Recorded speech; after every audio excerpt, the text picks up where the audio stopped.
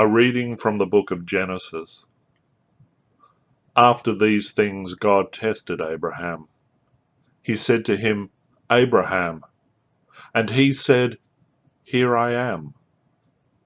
He said, Take your son, your only son, Isaac, whom you love, and go to the land of Moriah, and offer him there as a burnt offering on one of the mountains that I shall show you. So Abraham rose early in the morning, saddled his donkey, and took 2 of his young men with him and his son Isaac. He cut the wood for the burnt offering, and set out and went to the place in the distance that God had shown him. On the 3rd day Abraham looked up and saw the place far away. Then Abraham said to his young men, Stay here with the donkey. The boy and I will go over there. We will worship, and then we will come back to you. Abraham took the wood of the burnt offering and laid it on his son Isaac, and he himself carried the fire and the knife. So the 2 of them walked on together. Isaac said to his father Abraham, Father! And he said, Here I am, my son. He said, The fire and the wood are here, but where is the lamb for a burnt offering? Abraham said, God himself will provide the lamb for a burnt offering, my son. So the 2 of them walked on together. When they came to the place that God had shown him, Abraham built an altar there and laid the wood in order. He bound his son Isaac and laid him on the altar on top of the wood. Then Abraham reached out his knife and took the knife to kill his son. But the angel of the Lord called to him from heaven and said, Abraham, Abraham. And he said, Here I am. He said, Do not lay your hand on the boy or do anything to him. For now I know that you fear God, since you have not withheld your son, your only son, from me. And Abraham looked up and saw a ram caught in a thicket by its horns. Abraham went and took the ram and offered it up as a burnt offering instead of his son. So Abraham called that place, The Lord will provide.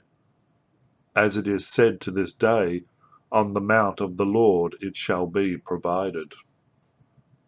During the First World War, the British poet Wilfred Owen wrote a poem entitled The Parable of the Old Man and the Young. In this poem, Owen tells the story of God's command to Abraham that he sacrifice his son Isaac, just as we have it in today's reading. When it gets to the point where Abraham is about to sacrifice Isaac, God calls out to Abraham and commands him to kill the ram of pride instead. But instead of obeying God's command, in Owen's poem, Abraham proceeds to kill Isaac. Owen concludes the parable of the old man and the young with a chilling couplet. But the old man would not so, and slew his son, and half the seed of Europe, one by one. In this poem, Abraham is a metaphor for the crowned heads of Europe, all the kings and emperors and dukes and so forth, as well as the political class in general, who, because of vanity and imperial ambition, caused an entire generation of young people to be slaughtered and traumatized. Likewise, the parable of the old man and the young is a bitter reflection on Owen's own journey from a naive young man who enthusiastically supported the war to a weary veteran burdened by the horrors of industrialized slaughter to which he had been a witness. This poem confronts the reader with their own complicity in the brutality of war, which we enable through jingoistic nationalism, uncritical patriotism, and an unwarranted trust in the powers that be. The bitterness and cynicism of Owen's poem in many ways captures the reaction of modern audiences to today's reading from Genesis. To the modern mind, this passage seems to confirm many oft-made assertions about God and about the nature of religious belief. The God of the Old Testament, it is claimed, is revealed by passages such as this as a brutal and terrifying tyrant, one who demands unflinching obedience and who punishes those who fail the test. Likewise, it is asserted that this passage reveals the tyrannical nature of religious faith, one that, like God, demands unquestioning obedience to a priestly caste and to codes of moral conduct that tell people what they can and can't do, think, or say. After all, what kind of a God would demand that someone kill their son as a test of faith? And what kind of believer would obey such a command? And what kind of faith would demand this kind of obedience as evidence of a person's righteousness? These are, of course, very modern questions. It's not that the ancients didn't care about their children or would have just blindly followed someone else's commands. Rather that in the last few hundred years, the era scholars broadly call the modern age has seen the rise of rationalism, the emphasis on objective facts and knowledge over feelings and beliefs. Facts and knowledge have been elevated to the position of truth, while beliefs and feelings have been relegated to the realm of private opinion. Thus, the general view has emerged within society that unless a religion can objectively prove that its beliefs are true, and unless it can demonstrate the validity of its holy texts as measured by what is factually known about the world, then the claims made by that religion are to be treated with suspicion at best. But as Wilfred Owen demonstrated in his angry war poetry, despite the rise of rationalism and its claims about what is and isn't true, the modern world is no more rational and objective than the ancient. The point being that examining this text from the perspective of rationalism usually results in either outright dismissal of this passage from Genesis, or else the kind of trite rationalism that seeks to make the text acceptable in terms which modernity recognizes as authoritative. Neither of these approaches work because the first results in us being deaf to the messages of the text, while the second reduces this passage to something that, while it might be more acceptable, is essentially meaningless. So what do we do? After all, these questions are not unimportant. How do we make sense of this passage in a way that opens us to its meaning, as well as seriously engages the questions people have about it? We need to begin by understanding that the Hebrew Scriptures are not a monolithic whole. That is to say, they don't speak with one voice about all things in all times and places. There are many different theological perspectives that run like intertwined threads throughout the whole of the Hebrew Scriptures, presenting different views and standpoints. And one of these perspectives is the idea of the darkness of God. That is to say, the idea that the presence of God in human life is not an unalloyed good. This might come as a surprise, given how many of us have grown up with the idea of Jesus meek and mild or similar images. But to the ancient Hebrews, the utter otherness of God meant that sometimes encountering God could be a bruising experience. God simply could not be reduced to human dimensions. God is not our cool best friend or indulgent grandparent or knowledgeable neighbor. God is God. We see this in the passage from Genesis when God and Jacob wrestle and God leaves Jacob with a blessing and a dislocated hip. We see it in Job when God and the Satan agree to afflict Job with numerous sufferings. We see it in the idea that one cannot look upon God without being destroyed. So Moses sees only a burning bush, and Elijah only sees God's back. Throughout the whole of the Hebrew Scriptures, there is this idea of the darkness of God, of the utter otherness of God, that means that sometimes encountering God, we come off second best. So instead of seeing God as a brutal tyrant, we can see instead that God is not like us. As God declares in Isaiah 55, "My thoughts are not your thoughts, neither are my ways your ways." There is a strangeness about God that goes beyond the human. Perhaps this explains why God remains faithful to covenant under circumstances in which most humans would have given up and walked away. So we have this strange, dark otherness about God. So what?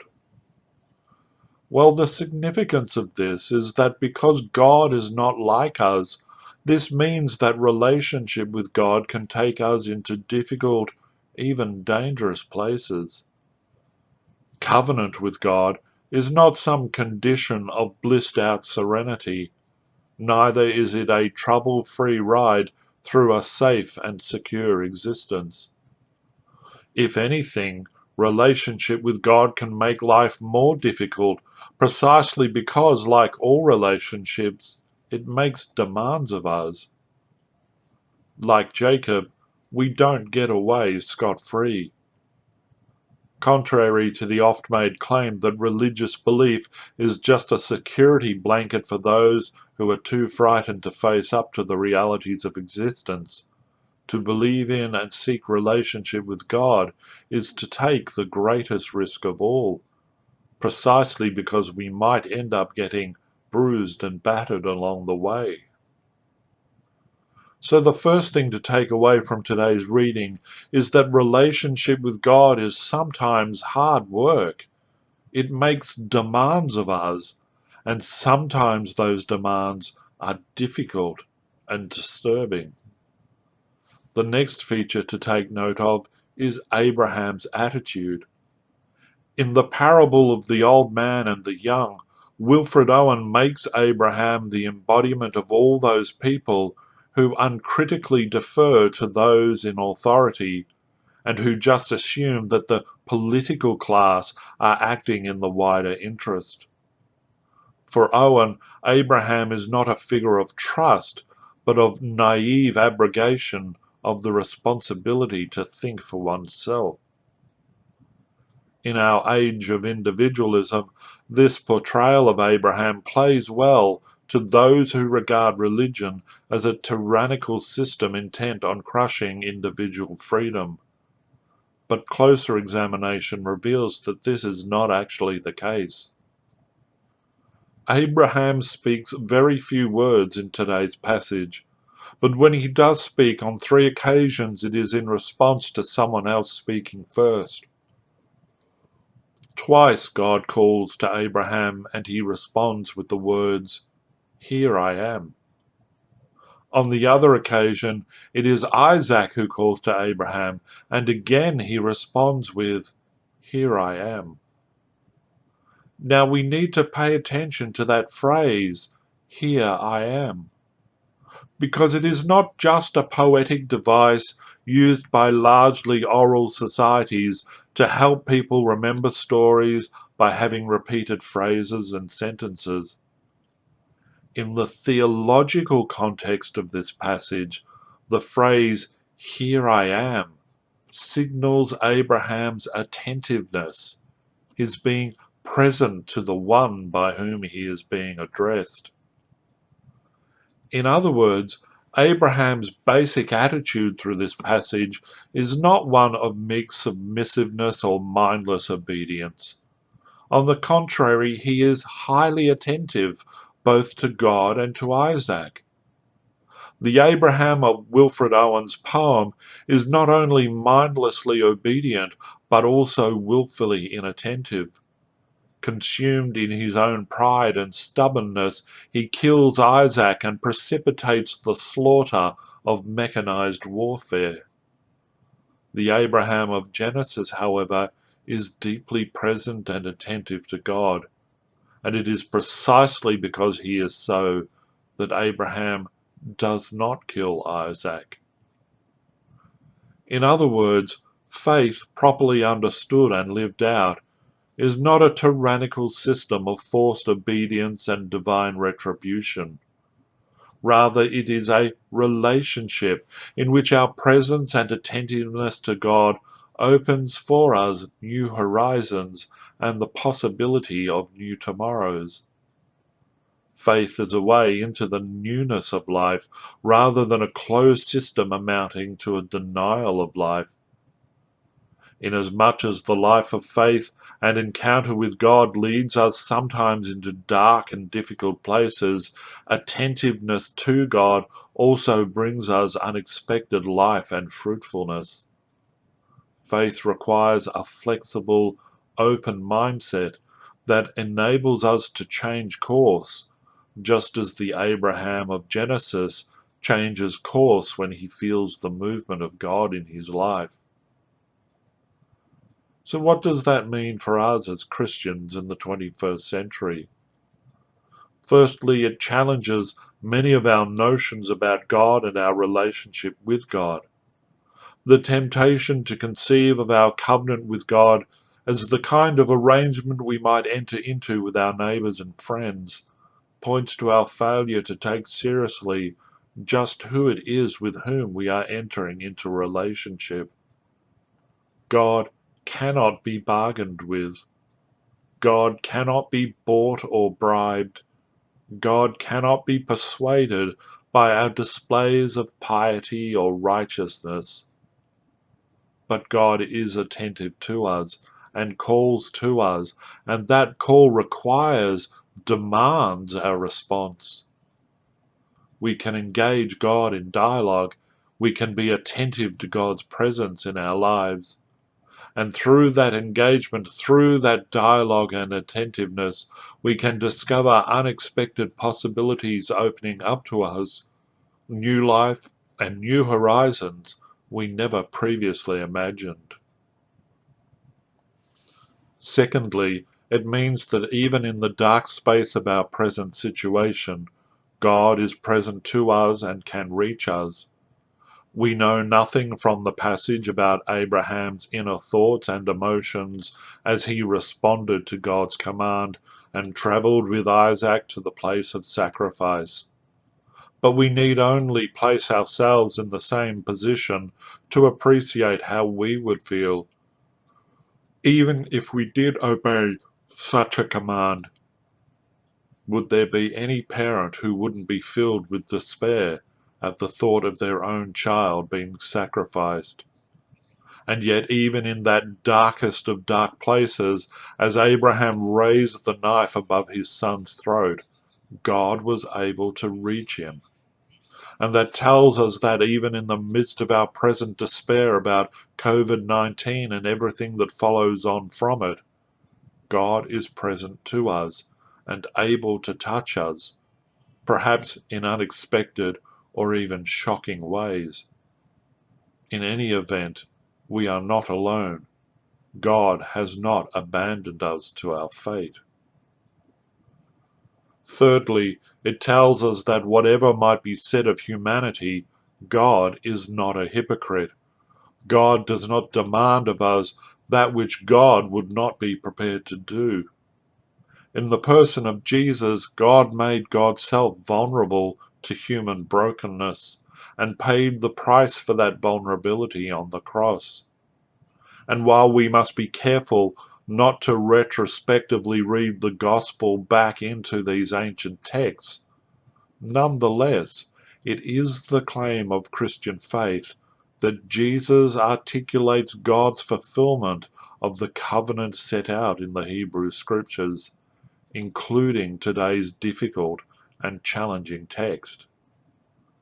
This passage, which is so often derided as an exemplar of the alleged blindness and oppressiveness of faith, is in fact a revelation of the astonishing depths and degree to which God engages human reality. So as we reflect upon this dark and difficult text in these dark and difficult days, let us see within it the challenging presence of God, and let us commit ourselves to being attentive to that presence, which, for all its challenges, ultimately brings us to the newness and fullness of life. In the name of the Father, and of the Son, and of the Holy Spirit. Amen.